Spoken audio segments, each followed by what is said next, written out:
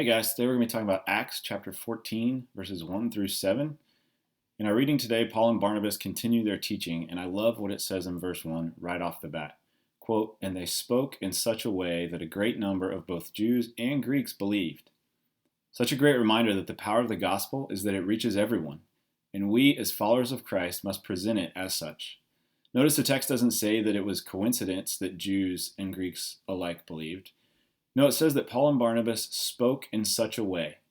That to me shows preparation and enthusiasm.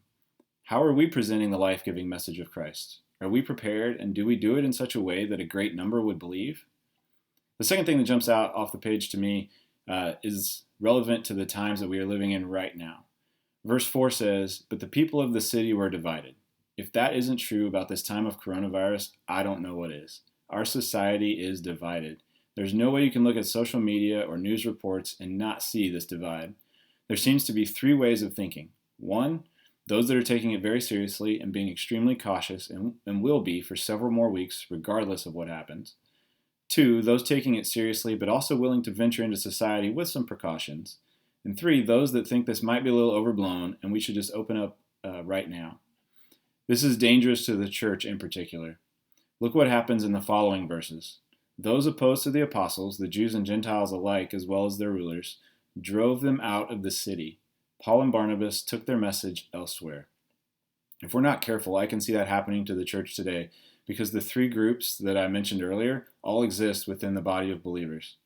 And if one group begins to mistreat and verbally stone the other groups, we could be driving out Paul and Barnabas as well and not even realize it.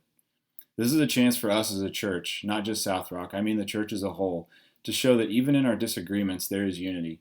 We can be a light for society and share the love of Jesus with everyone, even those that may see the current situation differently than us.